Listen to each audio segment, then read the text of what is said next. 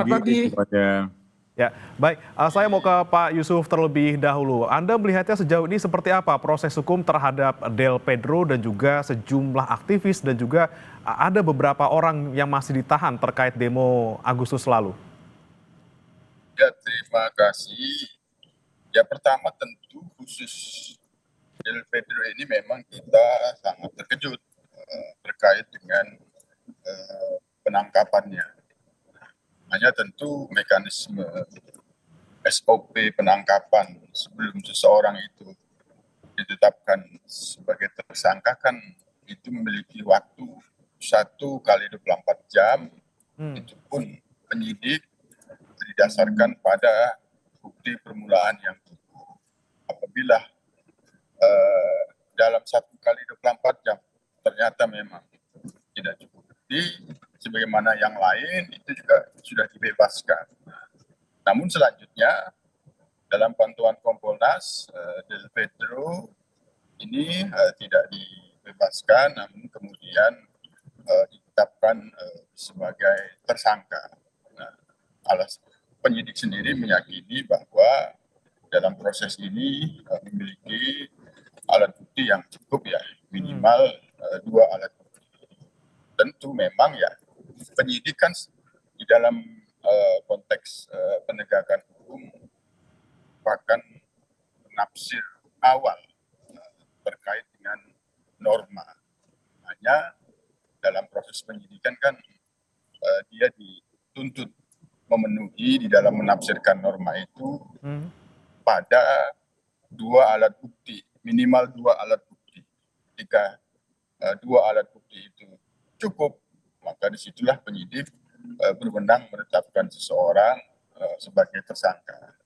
Tentu proses ini sudah kita lihat, termasuk kemarin kita ada rapat koordinasi antar kementerian yang itu dipimpin oleh Pak Menko Hukum, yang itu juga sudah melihat ke ke Polda Metro Jaya. Nah, tentu kita memahami bahwa ya proses hukum itulah yang terus berjalan, kami awasi, sehingga dalam hal ini tentu karena misalnya karena satu penangkapan, yang kedua penetapan tersangka sendiri kan bisa diuji di pra peradilan apakah sah atau tidak, itu tentu perlu digunakan. Yang kedua, kita tentu tetap memastikan bahwa itu proses model di dalam penanganan kaitannya dengan pelaku kerusuhan, termasuk yang khusus yang ini disangkakan pada Del Pedro, tentu hak-hak tersangka itu dapat terpenuhi, termasuk di dalam dirinya ya hak untuk diam, hak untuk membela diri, itu kan ada hak yang harus dihormati. Yang kita pastikan juga bahwa proses pemeriksaan terhadap siapapun, ya termasuk ya Del Pedro, prosesnya itu tidak ada intimidasi, tidak ada kekerasan, semuanya sesuai dengan SOP, kode etik, profesional, prosedural, dan proporsional. Itu yang kami pastikan di dalam proses pemeriksaan penyidikan khususnya terhadap Del Pedro dan yang lainnya terkait dengan kerusuhan di dalam beberapa waktu lalu. Oke, kalau dari Kompolnas sendiri, Pak Yusuf, ini kalau kita melihat ada beberapa hal yang disampaikan oleh pihak aktivis gitu ya kemarin terkait dengan dibilangnya ini penetapan tersangka terburu-buru gitu semuanya seakan-akan kriminalisasi. Anda apakah juga mendorong untuk bisa proses hukum terhadap para aktivis ini bisa dihentikan? Ya, ya kalau mengajak orang unjuk rasa ya itu tidak ada pelanggaran. Kan itu yang paling utama. Bagaimana selanjutnya bukti-buktinya, apakah itu memang hanya mengajak orang untuk unjuk rasa, itu kan hak ya, hak menyampaikan pendapat di muka umum. Kita ajak orang lain untuk menyampaikan pendapat di muka umum, ya nggak ada masalah, itu nggak ada pelanggaran itu. Tapi di dalam persoalan khusus Del PD ini meyakini bahwa penyidik tidak dalam konteks yang dimaksud mengajak orang lain untuk unjuk rasa, mengajak orang lain untuk menyampaikan pendapat di muka umum. Oleh karena itu, Kompolnas sendiri sekali lagi memposisikan sebagai pengawas fungsional, tidak berposisi sebagai seolah penyelidik ataupun penyidik sebagaimana diatur dalam KUHP ya. Sejauh yang kita lihat ada hal-hal yang perlu dipertanyakan terkait dengan SOP. Ini yang kita pastikan bahwa proses pemeriksaan itu tidak boleh bertentangan dengan SOP. Nah, oleh karenanya kami ya, karena ini perlu dipastikan apakah sah atau tidak, maka berpendirian apabila memang bisa digunakan hak daripada Del Pedro untuk menguji di pra-peradilan, kita sarankan demikian. Oke, baik. Saya ke Pak Usman. Pak Usman, Anda melihat apa yang kemudian saat ini dialami oleh Del Pedro dan juga kawan-kawan. Ini kan ada yang bilang bahwa ya mereka hanya mengajak untuk berpendapat gitu ya, mengajak untuk berdemo, mengajak untuk bisa menyuarakan aspirasi di tengah masyarakat. Kemudian dalam tanda kutip ini mereka dibilang kriminalisasi dan juga terburu-buru. Anda melihatnya seperti apa, Pak Usman? Ya, kami sudah mempelajari proses penangkapan tersebut dan kami berkesimpulan bahwa penangkapan itu menyimpangi kaidah-kaidah hukum acara yang benar, mulai dari surat penangkapan sampai dengan perlakuan aparat terhadap Del Pedro ketika dibawa ke Polda Metro Jaya.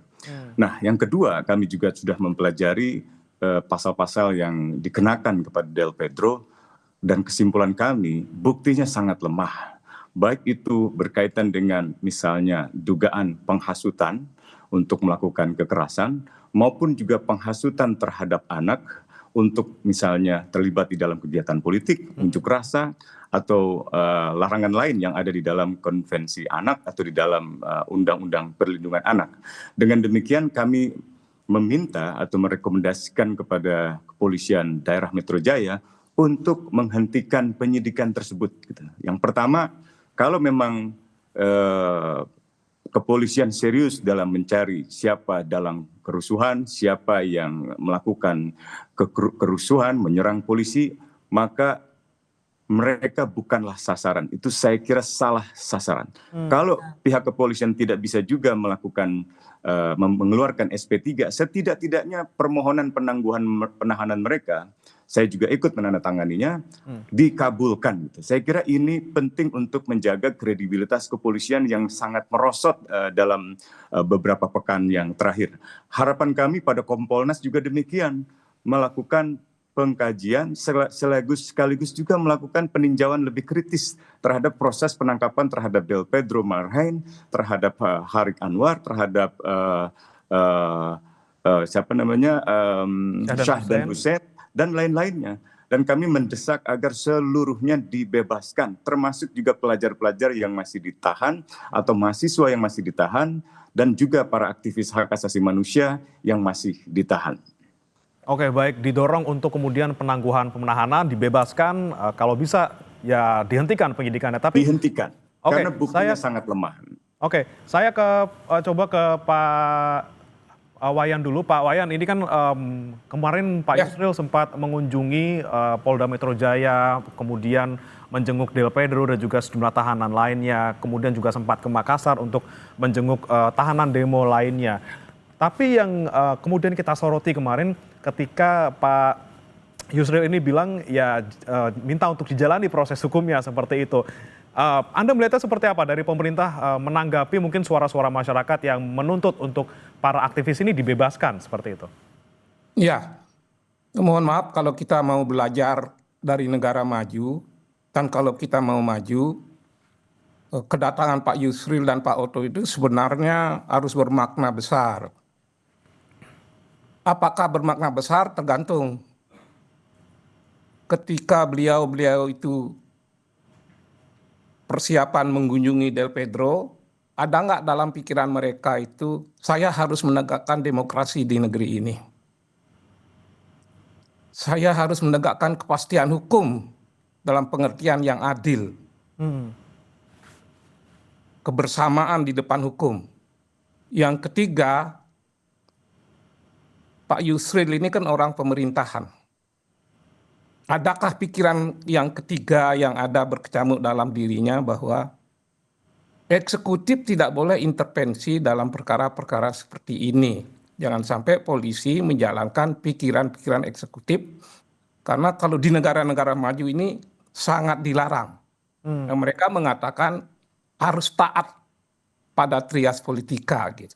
Jadi negara maju ini fondasi konstitusinya ada 3 hal. Demokrasi, kepastian hukum, dan trias politika. Hmm. Nah, kita menunggu, harus bersangka positif. Kehadiran Pak Oto dan Pak Yusril itu harus bermakna untuk 3 hal itu.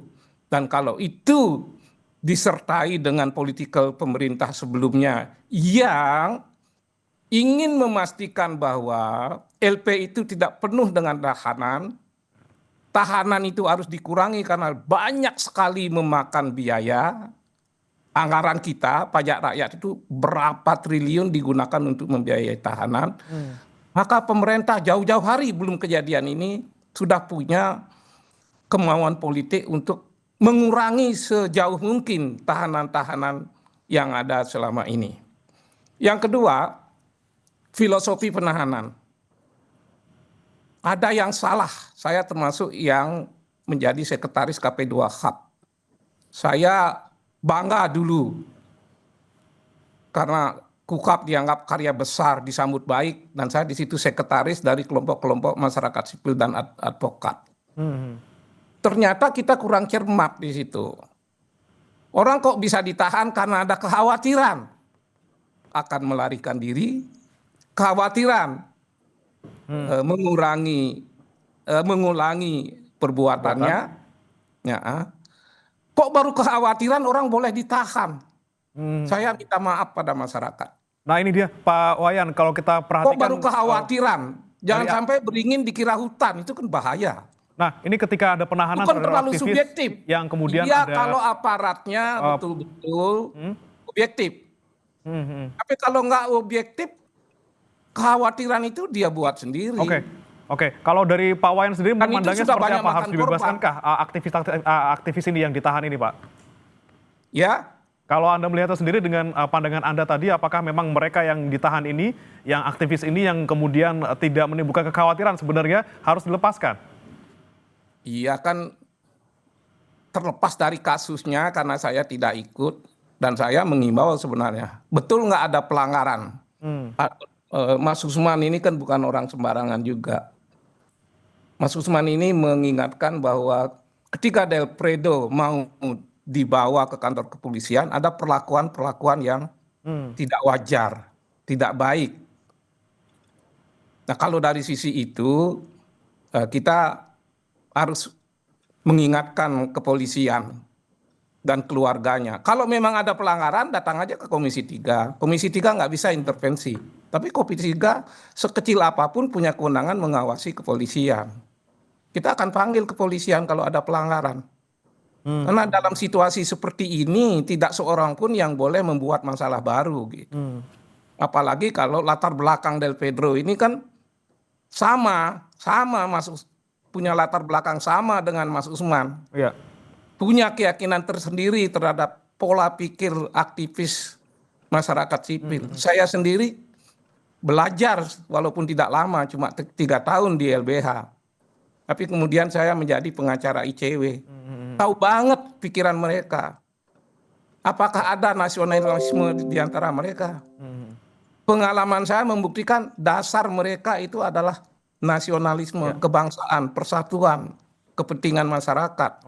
Oleh karena itu mereka tidak bisa disamakan secara langsung atau secara gebiah-uyah. Ini kelompok-kelompok kriminal, tidak mudah begitu. Kecuali memang ada bukti gitu. Oke, nah ini kita bicara soal bukti tadi Pak Usman juga sempat menyebutkan bahwa bukti-bukti yang. Tapi kalaupun ada bukti, perlu nggak mereka ditahan? Nah, pembahasan pada waktu KUHAP itu dirancang. Oke. Jadi penahanan hanya boleh dilakukan tangkap. kalau keadaan terpaksa. Kenapa? Udah ada penyitaan, udah ada penggeledahan, udah ada aturan mengenai cekal, udah ada aturan harus ada 2 alat bukti. 4 hal itu sudah menjaga. Ya. Ini polisi diberikan kewenangan menahanan, tapi harus dibingkai dengan 4 hal sehingga tidak mudah melakukan penahanan. Untuk apa menahan kalau udah ada 2 alat bukti? Oke. Kalau udah ada 2 alat bukti, perlu nggak mereka ditangkap dan ditahan? Oke, ini yang Nah, kemudian kami tangkap Pak Kalau Wayan. belum ada Saya alat mau- bukti, gimana mereka ditahan? Oke, saya mau ke Karena syaratnya harus Pak 2 Yusuf alat. lagi. Pak Yusuf, Nah, tadi ini, disampaikan oleh Pak Usman dan aparat juga penyidik Pak Wayan. harus tahu. Pak Wayan, kami tangkap maksudnya Pak, kami ke Pak Yusuf dulu. Pak Yusuf, bukti, ini kita ngomongin soal bukti Pak. Tadi Pak Usman bilang bukti yang ditemukan lemah gitu ya untuk menjerat Del Pedro juga kawan-kawan. Kemudian perlu nggak sih sebenarnya ditahan karena tadi ancaman tidak ada gitu ya kalau dari kata Pak Wayan. Pak Yusuf lihatnya seperti apa dari kepolisian untuk menangani kasus Del Pedro dan juga kawan-kawan?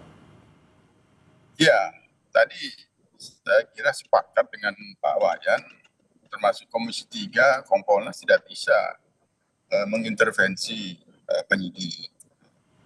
Hanya yang dimaksud oleh Pak Susman tadi sangat paham bahwa ya, kita sebagai pengawas memang perlu mengajukan pertanyaan-pertanyaan kritis terhadap yang dilakukan oleh penyidik. Nah, terkait dengan ditahan atau tidak ditahan, penyidik sendiri tentu sudah diberikan rambu-rambunya, dasar-dasarnya oleh KUHP. Nah, ada alasan yang sifatnya subjektif, ada alasan yang objektif, menahan atau tidak menahan, tentu itu kewenangannya ada pada penyidik, itu harus kita hormati. Nah, kita bersaran dibebaskan, ya bisa saja, bisa saja kita bebaskan. Kita minta ditangguhkan penahanan, bisa saja dengan alasan-alasan. Yang kedua, terkait dengan alat bukti, sekali lagi bahwa apa yang dimaksud alat bukti di dalam 184 KUHP itu sudah kita tanyakan pada penyidik, dan penyidik meyakini bahwa minimal 2 alat bukti itu ada dan sudah ditunjukkan kepada kita, ya itu ya kita hormati. Oleh karena itu ketika ada keraguan terhadap 2 alat bukti itu, maka penyidik siap diuji di dalam pra peradilan. Itulah sikap daripada penyidik Polda Metro Jaya, khususnya terhadap penyidikan terhadap Del Pedro. Oke, baik.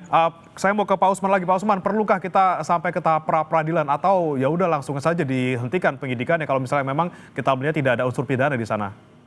Ya, saya tetap meminta agar itu dihentikan penyidikannya dan mereka dibebaskan. Setidak-tidaknya kalau memang tidak bisa dihentikan, pemenuhan terhadap penangguhan yang diajukan oleh mereka. Saya kira itu akan lebih menjernihkan permasalahan. Saya mengerti bahwa Del Pedro ini adalah sosok yang sangat berani dalam mendampingi para pelajar yang pada hari Senin tanggal 25 Agustus itu ditangkap oleh kepolisian. Istilahnya diamankan. Nah, belakangan ini ada praktek di mana dalam jumlah ratusan massa atau puluhan massa ada beberapa yang katakanlah melakukan pelanggaran hukum, lalu bukan orang-orang tertentu saja yang dilakukan pengamanan, tapi seluruhnya diamankan dalam jumlah yang massal, lalu dibawa ke Polda Metro Jaya. Yang menurut Del Pedro itu adalah para pelajar dan kemudian datanya itu kemudian digunakan untuk mencabut atau meminta pemerintah provinsi agar mencabut KJP mereka, sekaligus juga diserahkan kepada sekolah untuk memberikan sanksi kepada mereka. Nah, kalau sudah demikian halnya, kepolisian bukan saja melanggar hukum acara pidana dalam konteks tidak memberikan surat perintah penangkapan atau penjemputan paksa atau memberikan perlakuan verbal yang bernada intimidatif, tetapi juga lebih jauh bisa dipandang melanggar hak-hak asasi anak gitu. Nah, ini posisi yang saya kira harus dijernihkan. Yang kedua yang juga sangat penting adalah proses pra peradilan itu bisa saja diserahkan, tetapi semakin lama kepolisian menunda ini, semakin kredibilitas kepolisian akan merosot gitu. Padahal kepolisian ditunggu oleh masyarakat di dalam mengungkapkan siapa sesungguhnya dalang kerusuhan di balik Agustus yang kemarin itu, yang menunggangi demonstrasi, yang menciptakan penyulutan kerusuhan, termasuk dugaan keterlibatan anggota TNI. Kalau ada misalnya, itu bagaimana tindak lanjutnya gitu. Jadi saya kira masyarakat sedang menunggu jawaban pihak kepolisian melalui proses penegakan hukum yang adil, termasuk penindakan terhadap mereka yang memperlakukan mahasiswa, pelajar dan juga aktivis di dalam demonstrasi itu dengan perlakuan yang merendahkan martabat manusia, menganiaya mereka, memukuli mereka, bahkan kematian salah seorang mahasiswa Iko dari Universitas Negeri Semarang misalnya gitu, ia sebelum ia meninggal dunia, ia mengigau dengan berteriak agar tidak dipukuli oleh pihak kepolisian. Ampun Pak, tolong jangan pukuli saya. Jadi ada banyak kasus di mana aktivis bahkan beberapa freelance jurnalis melaporkan kepada kami dengan kondisi luka di muka, luka di wajah, dengan hidung yang patah dan seterusnya. Nah itu kepolisian harus menindak anggotanya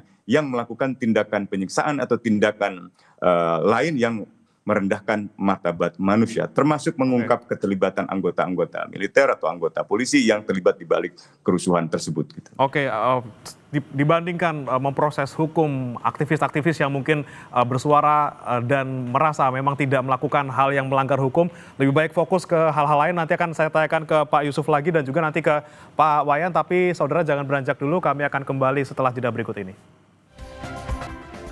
Anda kembali bersama kami di Sapa Indonesia Pagi. Saudara masih membahas terkait dengan proses hukum terhadap sejumlah aktivis dan juga pendemo yang ditahan imbas dari demo akhir Agustus lalu. Masih bersama kami Saudara Yusuf Warsim, Komisioner Kompolnas, kemudian Usman Hamid, Direktur Eksekutif Amnesty International Indonesia dan juga anggota Komisi 3 DPR RI fraksi PDIP, Iwayan Sudirta. Saya mau ke Pak Wayan dulu. Pak Wayan, Anda sudahkah berkomunikasi ataupun misalnya akan memanggil kepolisian terkait dengan proses hukum terhadap para pendemo ini?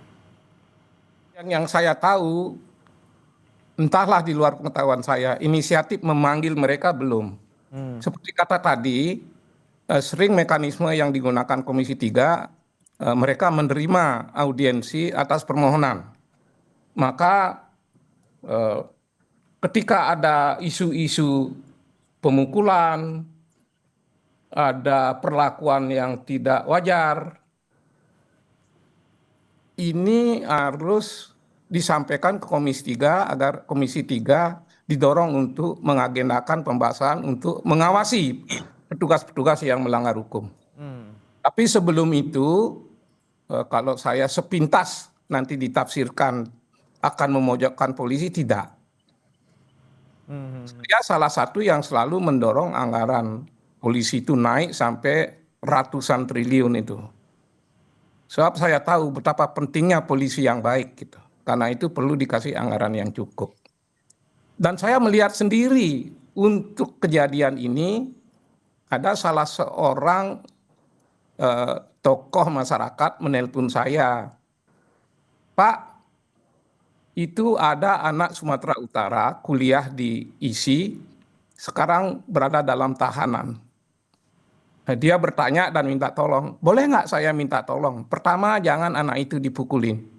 Kedua, dia sekolah, dia mahasiswa, boleh nggak dia mendapat penangguhan? Saya hubungi pengacara di Bali, tolong dibantu. Malam itu juga melalui telepon, pejabat kepolisian Bali itu tanggapnya luar biasa. Saya bilang luar biasa. Pertama, dia pastikan tidak akan ada pemukulan. Pasti. Sehingga malam itu saya sudah bisa memberi kabar pada keluarganya. Soal penangguhan penahanan, nanti kita lihat. Tahu-tahu 2 hari berikutnya penahanan ditangguhkan. Kalau bicara seperti ini, apakah polisi bisa diandalkan? Saya hanya mengatakan sebagian polisi itu masih baik, masih bagus. Dan saya melihat sendiri. Tapi kalau polisi yang baik ini harusnya menjadi contoh yang patut ditiru oleh polisi-polisi lain. Sekarang kan di daerah lain bertanya, kalau ada yang bisa ditangguhkan seperti halnya di Bali, kenapa di daerah lain tidak? Apa yang membedakannya? Itu dia tuh, Pak, ya. Yang membedakan itulah yang harusnya polisi memperkuat transparansi dalam bekerja. Kenapa berbeda? Jelaskan biar masyarakat bisa terima. Saya juga sampai sekarang kan agak nyesek juga. Kenapa yang di Bali bisa gitu? Kenapa yang di tempat lain tidak? Oleh karena itu yang namanya kerja-kerja polisi dalam melakukan penyidikan, dia harus melakukan penyidikan yang akuntabel. Kalau prinsip-prinsip hukum di negara maju, penyidikan yang akuntabel itu yang seperti apa? Ya, dia menegakkan kesamaan warga negara di depan hukum. Yang kedua, dia harus jujur. Penyidik itu harus jujur. Dia harus objektif. Dan yang paling penting lagi, penyidikan harus terpercaya hasilnya. Ya. Harus terpercaya. Kalau penyidikan terpercaya, hasil akhirnya putusan pengadilan terpercaya juga. Oke, baik. Yang Baik. terakhir, Mas Usman ini kebetulan kan apa maksudnya ditujukan ke saya atau secara umum, tapi saya merasa harus menanggapi pernyataan Mas Usman mengenai dalang itu, Mas. Bisa jadi pengalaman saya dan Mas Usman itu mirip-mirip begitu. Maka himbauan itu jangan dianggap angin lalu. Apa benar mahasiswa ini dalangnya? Betul nggak mahasiswa ini dalangnya sehingga harus ditangkap, harus ditahan, dan tidak diberi penangguhan. Oke. Jika bukan dia dalangnya, polisi juga harus transparan untuk hal apa? Buktikan bahwa omongan dia itu betul-betul merupakan hasutan. Buktikan hasutan itu ditujukan pada orang-orang tertentu. Ya, Buktikan orang-orang tertentu itu melakukan pengerusakan. baik. Buktikan akibat pengerusakan itu merupakan kausalitas antara aktivis ini dengan kerusakan yang ditimbulkan. Oke. Jangan sampai yang menghasut dalang atau orang lain yang kita tidak boleh buruk sangka, lalu yang ditimpakan sebagai penghasut orang-orang yang mendorong adanya demokratisasi, demonstrasi, lalu mereka dianggap penghasut. Oke. Kalau orang berbicara demokrasi dianggap penghasut, masa depan demokrasi kita seperti apa? Baik. Bagaimana kita mengharapkan investasi ke dalam negeri berlimpah? Baik, Kalau baik. demokrasi kita tidak wujudkan kepastian hukum tidak. Oke, Pak Wayan. Ya, saya tangkap Pak Sutar tadi terkait dengan transparansi proses hukum, kemudian bagaimana membuktikan mereka benar-benar bersalah atau tidak. Saya mau ke Pak Yusuf. Pak Yusuf, ini kan Boleh tadi saya kasih usul sebelum Pak Yusuf? Oh, Satu silakan kalimat Pak Usman dulu, silakan Pak. Mungkin Pak Wayan perlu menimbang pembentukan sebuah komisi investigasi di parlemen gitu, agar proses penyelidikan terhadap kerusuhan dan dalangnya, termasuk mencari jawaban atas pertanyaan-pertanyaan kritis tadi dari Pak Wayan, itu mungkin akan sangat membantu. Gitu. Jadi komisi penyelidik yang dibentuk oleh DPR RI, saya kira itu sangat dibutuhkan untuk mencari terang apa yang sesungguhnya terjadi di balik peristiwa kerusuhan-kerusuhan tersebut. Oke, kira-kira Demikian bisa saya kembalikan. Pak Wayan nanti kira-kira bisa Ya, membentuk gagasan komisi itu investigasi. bagus, tapi DPR itu terikat dengan mekanisme, Mas. Tapi ada cara lain yang hasilnya akan sama. Oke. Datang bawa data-data pelanggaran polisi, nanti polisinya dipanggil kok. Oke. Mas Usman saya minta hadir kalau polisi itu dipanggil, Mas. Oke, siap. Buktikan. Oke. Pikiran kita belum berubah, Mas. Sama aja, cuma tempat kita yang berbeda. Oke, ada mekanisme lain Yang termasuk memanggil mengikat kita. polisi ya terkait Ya. dengan proses hukum Kalau ini. betul ada pelanggaran, selama ini saya akan mengusulkan pada pimpinan Komisi 3 untuk memanggil polisi yang melakukan pelanggaran sampai komandannya. Oke. Biasanya sampai Kapolda itu dipanggil kalau ada pelanggaran di wilayah itu. Oke, ini kita tunggu nanti. Saya bicara data, Pak bukan Wayan pendapat saya. dipanggil mereka yang terduga melanggar sampai ke atas-atasannya. Saya mau ke Pak Sampai Yusuf Kapolda. lagi. Sampai ke Poldanya paling tidak baik. Saya ke Selama Pak ini Yusuf. Pak begitu, Yusuf, itu fakta, bukan saya- pendapat saya, bukan keinginan saya. Ya, baik. Nah, tolong Mas Usman mengejar forum seperti itu Ya. terwujud. Dan itu praktis banget, Mas. Baik, siap. Hari Baik. itu juga ada Kami tindakan tangkap, biasanya. Pak Wayan. Hari itu Baik. juga ada tindakan. Baik, Pak Yusuf, saya mau ke Anda terkait dengan tadi transparansi, bagaimana kemudian kok ada yang bisa ditangguhkan penahanannya, ada yang tidak, kemudian bagaimana memastikan perlakuannya adil untuk semuanya gitu, yang pantas dibebaskan atau ditangguhkan penahanannya ya harus dibebaskan. Apakah harus menunggu dulu ngomong ke DPR dulu, ngomong ke kuasa hukum, baru kemudian bisa ditangguhkan penahanannya? Dan bagaimana kemudian dengan proses terkait dengan pencarian dalang dari kerusuhnya demo kemarin?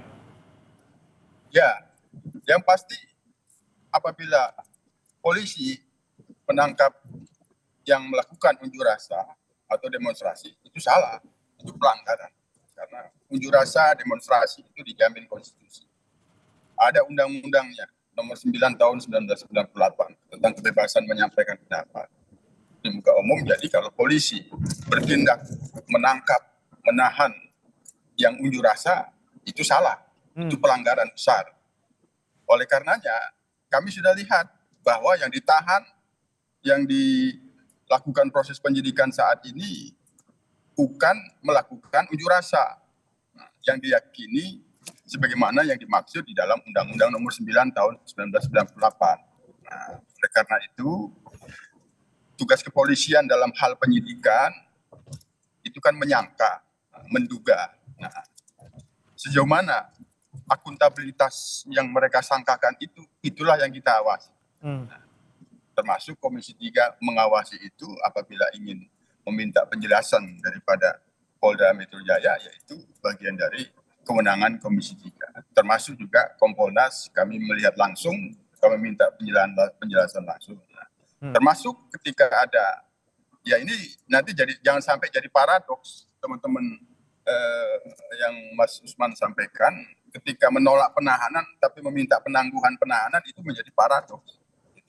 Kalau memang yang dimaksud penahanan itu tidak punya dasar, penangkapan itu tidak punya dasar hukum, maka itu seharusnya tidak perlu meminta penangguhan. Jadi menjadi paradoksnya. Hanya sekali lagi yang kita tuntut dalam hal ini adalah transparansi dan akuntabilitas penyidik.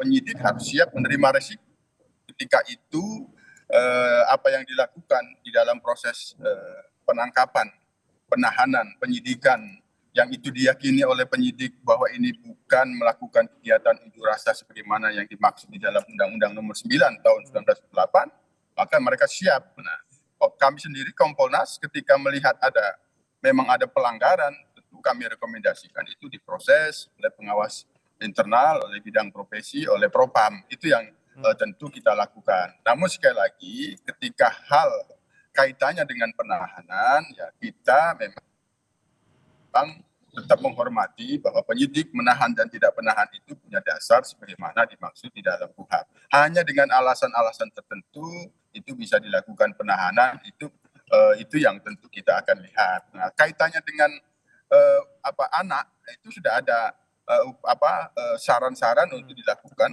upaya restoratif justice kaitannya dengan yang itu dalam anak, yang itu memang tidak punya kaitan langsung, memang ada perbuatan tapi tidak punya kaitan langsung, ikut-ikutan, itu sudah ada banyak yang dibebaskan, tapi tetap ada upaya restoratif justice itu yang sudah kita sampaikan. Oke, Pak Yusuf, satu pertanyaan lagi terkait dengan bagaimana kemudian progres terkait pemrosesan hukum terhadap aparat yang bertindak kekerasan, yang melanggar prosedur di lapangan, kemudian juga bagaimana mencari dalang dari rusuh ini, termasuk tadi ada tudingan terkait dengan keterlibatan anggota TNI maupun polisi di sana. Ya, sebagaimana yang sudah sering terjadi ketika ada unjuk rasa dan kemudian menimbulkan pelanggaran hukum, anarkisme, dan itu menimbulkan korban, dan apabila ada pelanggaran yang dilakukan oleh anggota, itu diproses, dimintain pertanggungjawabannya, sebagaimana yang sudah saat ini juga berjalan, yang kemarin itu 7 anggota yang kaitannya dengan rantis mobil itu diproses, dan di beberapa wilayah yang itu ada dugaan pelanggaran dilakukan oleh anggota itu diproses. Itu kami pantau, kami awasi. Nah, kaitannya dengan apakah ada aktor intelektual di balik kerusuhan itu. Nah, inilah dalam proses penyidikan. Apabila pihak-pihak yang sedang disidik itu bisa ada fakta-fakta yang bisa muncul dari sana, ya tentu itu bisa akan terlihat. Apakah yang dituduhkan menghasut itu, disangkakan menghasut itu dia berdiri sendiri, punya jaringan, nah, jaringan itu apabila ada, ya pasti apabila fakta-faktanya ada itu bisa terungkap. Hanya sekali lagi yang dituntut di sini sejauh mana penyidik transparan dan akuntabel, itu yang akan bisa mengungkapkan apakah memang ada dalangnya atau tidak. Oke, semuanya masih dalam proses penyidikan. Kompolnas menyoroti tadi ya lagi-lagi transparansi proses yang ada di dalamnya. Terakhir saya mau ke Mas Usman, Anda melihatnya ini kan seperti ada pembungkaman gitu ya, kalau banyak orang yang bilang termasuk Anda juga, pembungkaman terhadap kebebasan berpendapat seperti itu. Nah, bagaimana kemudian kita bisa membedakan dan juga melihat rambu-rambunya gitu, di satu sisi kita ingin bebas berpendapat, tapi di sisi lain juga jangan sampai dianggap menghasut atau memprovokasi sehingga bisa diproses hukum.